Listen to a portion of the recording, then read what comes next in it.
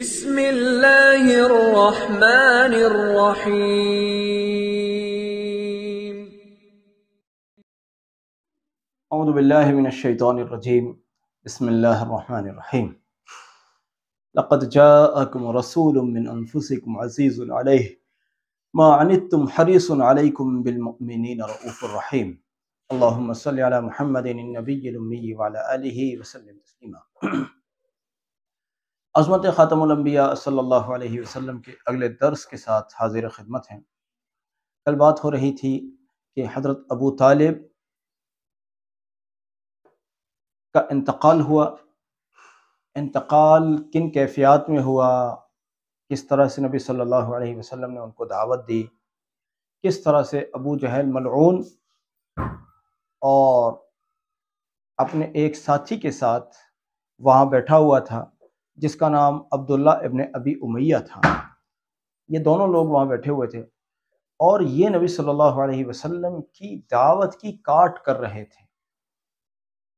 پھر علماء محدثین کا اس میں اختلاف کہ کسی نے کہا وہ ایمان پر گئے، تو کسی نے کہا کہ حضرت عباس رضی اللہ عنہ کی روایت کے پیش نظر کہ وہ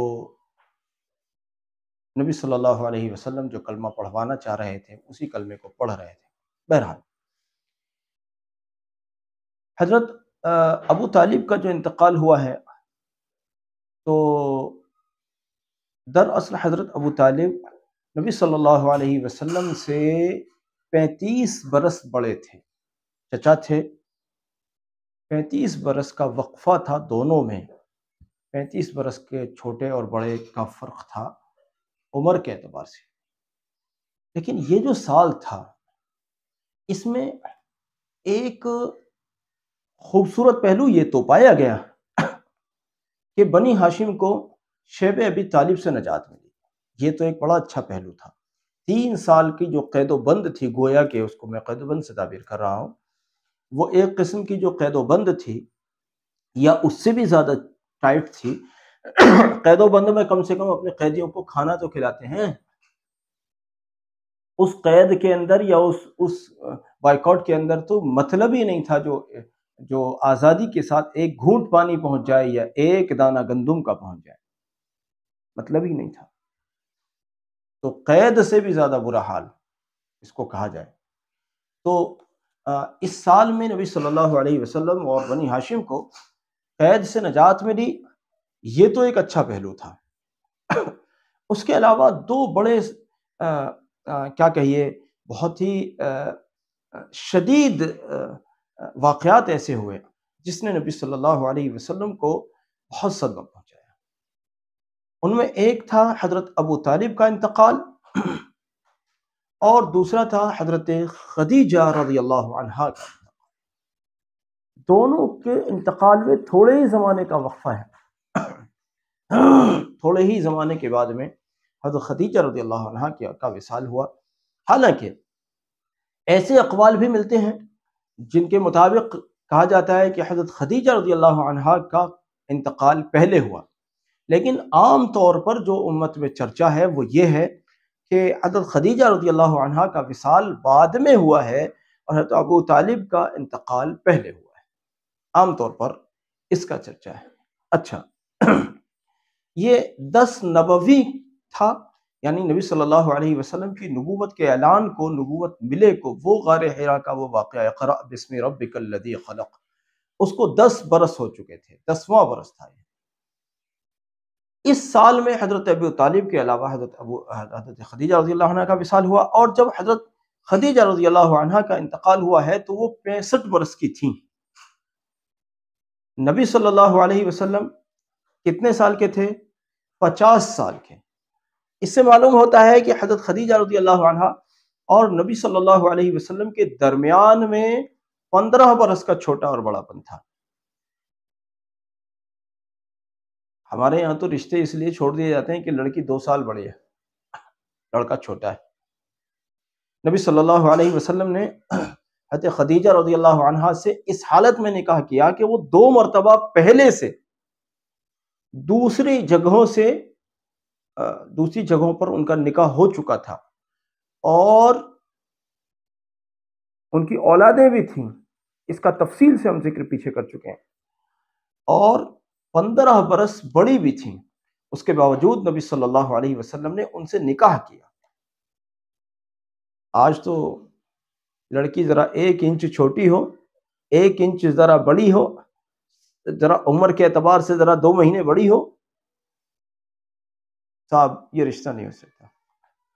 بڑی چوچلے بازیاں ہیں، سیرت پر نگاہ بالکل ہے ہی نہیں نا، چوچلے بھی کیا کریں، غیروں کی صحبت میں رہتے ہیں، انہی کو مائی باپ بنا رکھا ہے، معاف کرنا ذرا، معاف کیجیے گا، غیروں کو مائی باپ بنا رکھا ہے، نبی صلی اللہ علیہ وسلم کی سیرت اور سنت کو جانتے ہی نہیں ہیں، بس ان کا جو فرمان ہوتا ہے بس وہی علی شان سمجھا جاتا ہے۔ نبی صلی اللہ علیہ وسلم کی بات اگر کوئی کرتا بھی ہے، سیرت کی سنت کی کوئی بات کرتا بھی ہے، تو یوں کہہ کر ٹلا دیا جاتا ہے، میاں ان کی بات اور تھی، ان کی بات اور تھی۔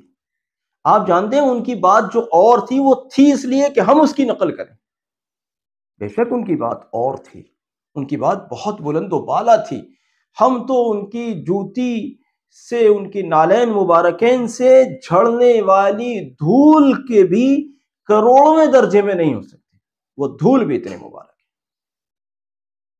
ہم اس کے کروڑویں درجے میں بھی نہیں ہو سکتے۔ بے شک ان کی بات اور تھی، لیکن وہ بات اور جو تھی وہ اس لیے تھی کہ ہم اس پر عمل پیرا ہو جائیں، اسی کو قرآن نے اطیعوا اللہ و اطیعوا الرسول کہا ہے۔ ہم اپنی شادی بیاہوں کے، میں تو بہت ہی جرت سے اس بات کو، بہت ہی لیکن معذرت کے بھی ساتھ اس بات کو کہتا ہوں کہ ہمارے یہاں بڑی لمبی چوڑی دینداری نظر آ رہی ہوتی ہے، اور جب شادی والے دن اپنی بیٹی بیٹے کی شادی کر رہے ہوتے ہیں، اور یا خود کی بائی دی وے خود کی بھی شادی ہوتی ہے، تو اس وقت تو لگتا بھی نہیں کہ یہ مسلمان بھی ہے، اس وقت معاف کرے ذرا مجھے، اللہ بھی مجھے معاف فرما دے، اس دن تو ایسا بھی نہیں لگتا کہ یہ جو لمبے لمبے سجدے والا، لمبے لمبے مسجد کا فلانا فلانا نظر آتا ہے، آج یہ مسلمان بھی ہے، کیا اسلام کو چھوڑ بیٹھا ہے؟ ساری کی ساری خرافاتی رسمیں، غیروں کی رسمیں۔ ابھی میوات سے ہم مولانا ہمارے رفیق، ان سے بات ہو رہی تھی، میوات کی دینداری تو بڑی مشہور ہے، وہ بتا رہے تھے کہ یہاں تو جو بہت دیندار دکھائی دینے والے لوگ بھی ہیں، ان کی بھی کئی کئی لاکھ روپے کی شادیاں ہوتی ہیں، اور لڑکا کوئی قابل ذکر کسی ڈگری سگری کو لے لیا تو پھر کروڑوں میں شادیاں ہوتی ہیں، ان لوگوں کی جن کے لیے سارے لوگ کہتے ہیں بھائی بڑا دیندار خطہ ہے، پورا خطہ ہی دیندار ہے، ان کی شادیاں اگر سنت کے مطابق نہیں ہیں تو یار یہ کون سی دینداری ہے؟ یہ تو بات سمجھ میں نہیں آئی بھائی۔ میرے بھائیوں، آپ کی تہجد میں آپ کتنے بڑے دیندار ہیں اس کا ہمیں نہیں بتایا جانے، آپ اور رب جانے، آپ کی دینداری آپ کی اجتماعی زندگیوں میں نظر آئے گی۔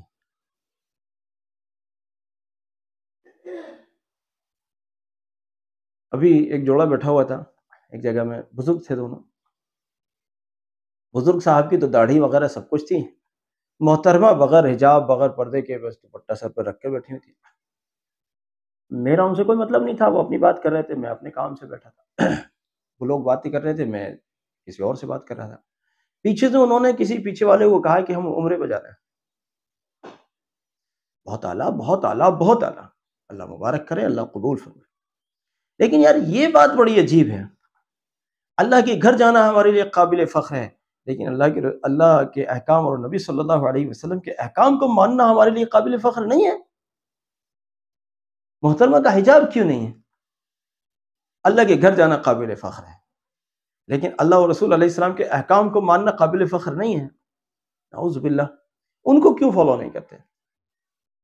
اللہ کے گھر کے چکر پہ چکر لگائے جاؤ اور احکام خدا و رسول علیہ السلام کو فالو نہ کرو، آپ سمجھتے ہو یہ کامیابی ہے؟ بے شک وہاں جانا، وہاں کی خوشبوؤں کو سونگھنا ہزار ہزار نعمت اور سعادت ہے، بے شک اس میں کوئی شک و تردد نہیں ہے، لیکن وہاں جانے والا ہو تو اور زیادہ، اور نہیں جانے والا ہو تب بھی ہر ایک کی ذمہ داری یہ ہے اپنے کاموں میں اللہ کے حکموں کا خیال رکھا جائے اور نبی صلی اللہ علیہ وسلم کی اطاعت کی جائے. اس کے بغیر پھر آپ کی زندگی میں کیا رکھا ہے؟ حضرت خدیجہ رضی اللہ عنہا 15 برس بڑی ہیں، وصال ہوا ہے. نبی صلی اللہ علیہ وسلم کی عمر مبارک 50 برس ہے اور حضرت خدیجہ رضی اللہ عنہا کی عمر 65 برس ہے. نہ نکاح کے وقت اس کو دیکھا گیا کہ یہ مجھ سے 15 برس بڑی ہیں، 2 جگہ سے فارغہ ہیں، اور نبی صلی اللہ علیہ وسلم کی جو محبت حضرت خدیجہ رضی اللہ عنہا سے تھی وہ بعد تک یاد رکھی گئی. بعد تک نبی علیہ السلام حضرت خدیجہ رضی اللہ عنہ کا ذکر کرتے تھے، جس کو حضرت عائشہ رضی اللہ عنہ کہتی تھی نبی جی آپ اس بوڑھی بیوی کو یاد کرتے ہیں؟ بھئی ان کے لیے تو بوڑھی ہی تھی، وہ تو 18 برس کی عمر میں بیوہ ہو گئی ہیں، تو ان کے لیے تو ظاہر بات ہے کہ 65 سال کی خاتون ان کے لیے تو بزرگ ہی تھی، تو کیوں اس بوڑھی بیوی کو یاد کرتے ہیں؟ حالانکہ اس بوڑھی بیوی سے ہی نسل محمدی صلی اللہ علیہ وسلم چلی ہے جو قیامت تک چلے گی. جتنے سادات آج نظر آ رہے ہیں وہ سارے کے سارے حضرت خدیجہ رضی اللہ عنہا کی ہی اولادیں ہیں. حضرت فاطمہ، حضرت حسنین کریمین رضی اللہ عنہما کس کی اولادیں ہیں؟ حضرت خدیجہ رضی اللہ عنہا کی بیٹی ہیں حضرت فاطمہ رضی اللہ عنہا. بہرحال بات تھوڑی سی آج گھوم گئی اپنے عنوان سے. میں دراصل یہ کہنا چاہتا ہوں نہ اس پروگرام کو صرف سننا ثواب ہے، نہ صرف اس کو دیکھنا تبرک ہے، بلکہ اس میں جو سبق مل رہا ہے اس سبق کو سعادت سمجھ کر کہ نبی صلی اللہ علیہ وسلم کی سیرت اور سنت کو زندگی میں سعادت سمجھ کر داخل کیجیے تاکہ ہماری زندگی سنور جائے اور ہم اللہ اور اس کے رسول صلی اللہ علیہ وسلم کے محبوب و مقرب بن جائیں. یاد رکھیے گا اطاعت خداوندی و اطاعت رسول ہی علیہ السلام کے بغیر چارہ نہیں ہے. قرآن اطیع اللہ و اطیع الرسول کہتا ہے اللہ کی اطاعت کرو اور اس کے رسول صلی اللہ علیہ وسلم کی اطاعت کرو، تو پھر وہ سب چیزوں میں اطاعت کرو، صرف مسواک میں نہیں، صرف سجدوں میں نہیں. شادی بیاہ میں بھی کہا گیا ہے، مرنے جینے میں بھی کہا گیا ہے، سفر اور قیام میں بھی کہا گیا ہے، لباس میں بھی کہا گیا ہے، اپنے حال حلیے میں بھی کہا گیا ہے، اپنی بیویوں کو حجاب میں رکھنے کے سلسلے میں بھی کہا گیا ہے. ہر چیز میں ہے، وہ آل ٹو آل ہے، ہر چیز میں شامل ہے وہ اطیع اللہ و اطیع الرسول. یہ نہیں کہ جب نماز پڑھو تو اطیع الرسول کرو، روزہ رکھو تو اطیع الرسول کرو، اور بازار میں جاؤ تو اطیع الرسول سے فارغ ہو، نہیں. بلکہ اگر عبادت بھی کرنی ہے تو اطیع الرسول کا خیال رکھنا ہے، اور اگر معاملات و معاشرت کا میں کچھ کرنا ہے تو اطیع اللہ و اطیع الرسول کو کے مطابق کرنا ہے.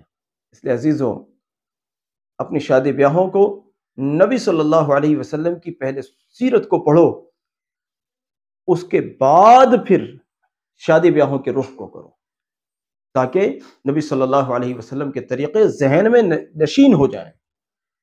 حضرت خدیجہ رضی اللہ عنہا کا وصال بھی اسی سال میں ہوا ہے جس سال حضرت ابو طالب کا ہوا ہے، اور نبی صلی اللہ علیہ وسلم نے اس طرح سے ان کو دفن کیا ہے کہ نبی صلی اللہ علیہ وسلم خود ان کی قبر میں اترے ہیں.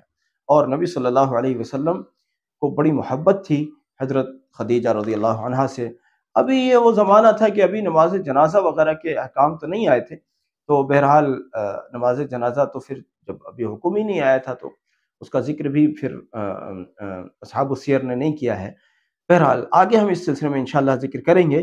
آپ حضرات ہمارے ساتھ جڑے رہیں. آج ذرا دوسرے ٹاپک پر تھوڑی سی بات چیت ہو گئی، ورنہ عام طور پر ہم سیرت کی ہی بات کرتے ہیں. کبھی کبھار کوئی اصلاحی گفتگو کبھی بیچ میں آ گئی تو کر لی، ورنہ عام طور پر ہم سیرت کی بات کرتے ہیں. آپ ہمارے ساتھ جڑے رہیے.